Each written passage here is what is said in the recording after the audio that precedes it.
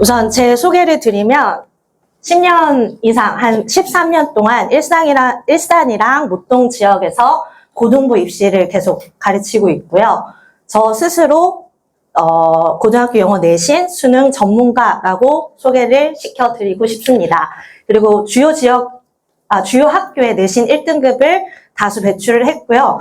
네이버에서 아는 수영어 이렇게 검색해서 블로그 들어오시면 많은 후기를 또 보실 수 있어요, 직접. 그래서 고등학교 올라가면 이제 많이 들어보셨을 거예요. 중학교 때랑 다르게 고등학교 영어에서 많이 깨진다, 학교 시험이 잘 안 나온다, 이런 거 많이 들어보셨잖아요. 그 이유가 뭐냐면 모르고 올라와서 그래요. 고등학교 때 뭘 물어보는지, 시험에서 뭐가 중요한지 아무것도 모르고 그냥 영어만 주구장창 공부하다가 올라오는 친구들이 많거든요.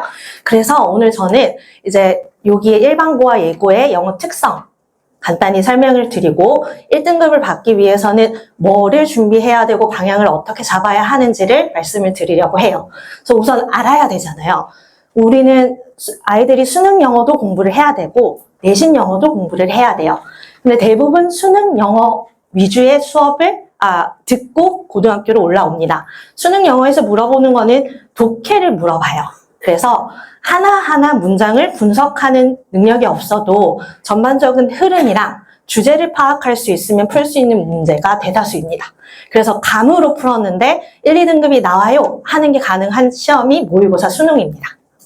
근데 반면에 내신 영어는 상대평가기 때문에 정해진 학생들 있잖아요. 1학년 학급 요 학생들을 1, 2, 3, 4등을 정확히 줄을 세워야 해요. 그래서 수능 영어처럼 물어보면 아이들이 등급이 안 나뉩니다. 변별력이 없어요. 그래서 킬러 문항이 항상 학교마다 존재를 하는데 그게 내신 영어 공부를 할 때는 우선 기본적으로 문장 하나하나를 분해해서 분석을 할 수 있어야 합니다.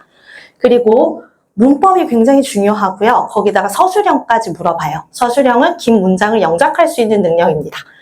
우선 이렇게 보면 방향이 굉장히 다른 거 아시겠죠? 그래서 어떤 일이 생기냐면 제가 최근에 상담을 받은 친구도 모의고사는 3등급이래요. 그 3등급이라는 소리는 그래도 기본적으로 영어 감이 있는 친구거든요. 근데 내신 시험에서 18점을 받아서 충격을 받고 왔어요. 근데 이제 곧 미래예요. 아무것도 모르면 그렇게 친구들이 점수를 받게 돼요.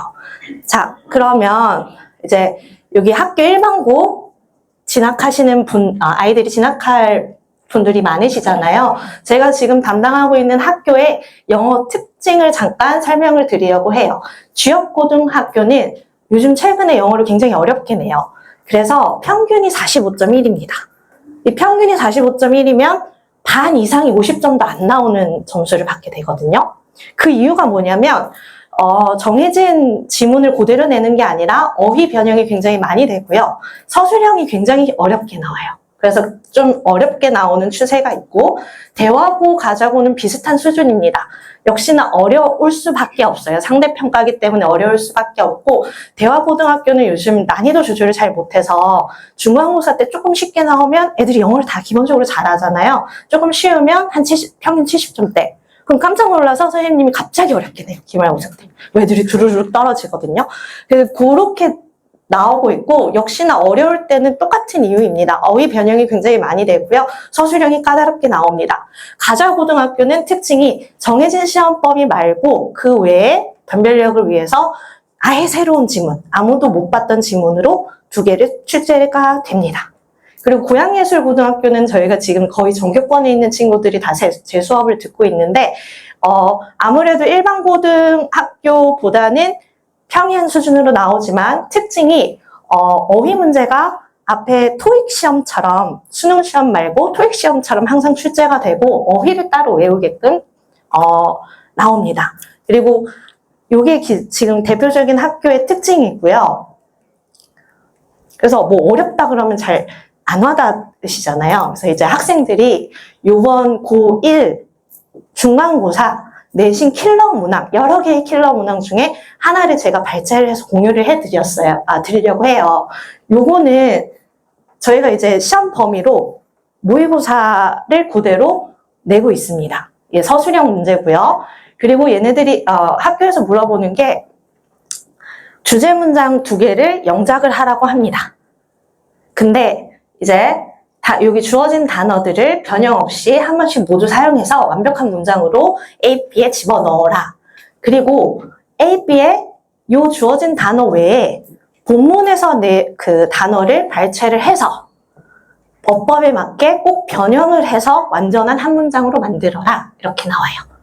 자, 그래서 답이 뭐냐면 이게 답이거든요.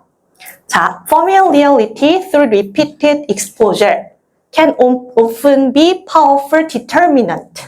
determinant라는 단어는 여기서 보기에서 주어지지 않고요. determine이라는 본문의 단어를 가지고 와서 determinant로 바꿔야겠네. 친구가 생각을 해서 넣어야 합니다.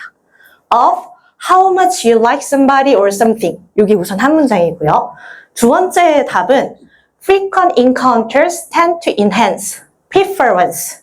얘도 역시나 prefer이라는 동사를 명사로 preference로 바꿔야겠네 해서 발췌를 해가지고 without awareness까지 이 문장을 완벽하게 써야 서술형이 맞습니다. 이게 고1 수준이거든요. 이 문제를 과연 선생님들이 애들한테 다 맞아라 라고 내는 게 아니겠죠. 이 문제를 내는 이유는 1, 2등급을 가르기 위해서 내는 거예요. 대부분 친구들은 이거를 건드리지 못하고 내거든요. 그러니까 거꾸로 얘기를 하면 지금 이거를 맞을 수 있게끔 공부를 해야 이제 어머니들이 원하시는 내신 1, 2등급을 1등급을 받을 수 있는 거예요. 그러니까 이게 어려운 이유는 중학교 때는 내내 암기를 했어요. 영어 과목을 암기처럼 본문을 암기를 하면서 봐도 충분히 나올 수 있었는데 얘는 완전히 새로운 문장을, 요약 문장을 스스로 생각을 정리를 해서 쓸 수 있었어야 했고 그리고 조건에 맞춰서 영작을 할 수 있는 문법적 능력을 필요로 합니다. 그러면 이제 1등급 이런 거를 다 맞아야 1등급을 받잖아요. 그럼 1등급 받는 친구들이 어떤 친구들인가? 저랑 이제 수업을 했다가 하면서 1등급 받는 친구도 있고 3등급 받는 친구도 있는데 1등급 받는 친구들의 걔네들의 시험 어떻게 공부를 했는지를 어떻게 공부를 해야 하는지를 간단하게 말씀을 드릴게요. 자, 내신이 쉽지 않아요. 방금 말씀드렸던 것처럼. 그치만 공식이 있습니다. 우선은 어휘가 굉장히 중요합니다. 아까 봤듯이 어휘를 그냥 단어 하나 외우고 단어 뜻 외우고가 아니라 그 단어에서 파생되는 명사, 형용사, 부사까지를 자유자재로 쓸 수 있어야 해요. 그리고 반의어, 유의어도 외워놔야 합니다. 왜냐하면 아까 어휘 변형을 한 게 킬러 문항으로 많이 나오거든요. 똑같은 단어를 쓰지 않고 다른 단어로 바꿔서 냅니다. 학교 선생님들이. 그래서 반의어, 유의어까지 외우고 예문에서 그 어휘를 어떻게 적용을 할 수 있는지까지가 어휘 학습입니다. 그냥 단어를 단편적으로 단어랑 단어 뜻 이렇게 외우고 있는 친구가 있다면 조금 방향을 바꿔서 이렇게 입체적으로 어휘를 외워야 한다라는 걸 말씀드리고 싶고요. 어법을 제가 A부터 Z 이렇게 설명을 해놨는데 이게 뭔 말이냐면 중간고사 때는 시험 범위에 동명사가 나온다. 그럼 동명사만 나와요. 근데 어법에 대한 A부터 Z까지 한 권의 책을 개념서가 머리에 있고 그 모든 것을 아는지를 물어보는 게 내신 시험입니다. 그러니까 이것만 가정법만 공부하면 안 됩니다. 전체를 다 알아야 하는 거고 그만큼 어휘 어법이 굉장히 중요하고요. 이거에서 멈추지 말고 영작까지 긴 문장을 문법에 맞게 영작할 수 있는 능력까지를 지금 길러야 합니다. 지금 아니면 시간이 없어요. 그래서 저는 커리큘럼이 당연히 저를 처음에 소개를 드릴 때 내신 수능 전문가라고 소개를 드렸잖아요. 그래서 이런 거를 알고 커리큘럼을 짜고 기본적으로 제가 이거를 다 자세하게 설명을 드릴 수 없지만 시중 교재를 지금 쓰고요. 그냥 독해 따로, 문법 따로, 어휘 따로가 아니라 이제 문법에서 만약 관계대명사를 배웠으면 독해를 할 때, 구문 독해를 할 때 제가 그걸 찝어주고요. 관계대명사를 사용해서 서술형까지 할 수 있도록 이제 연계돼서 커리큘럼이 나가고 있습니다.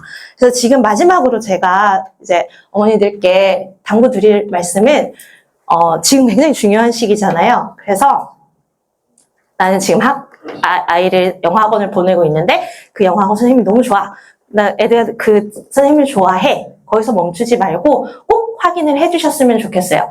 거기 다니고 있는 학원이 지금 내가 학생이 가야 할 학교에 영어 내신 전문가가 있는지, 그 커리큘럼이 있는지를 꼭 확인을 해주셔서 전문가를 꼭 찾아서 나는 만약 운전고를 가고 싶다, 아이가 그럼 운전고를 가야 한다, 그러면 운전고 전문가한테 꼭 맡겨주시는 게 가장 효과적인 방법이라고 말씀드리고 싶습니다.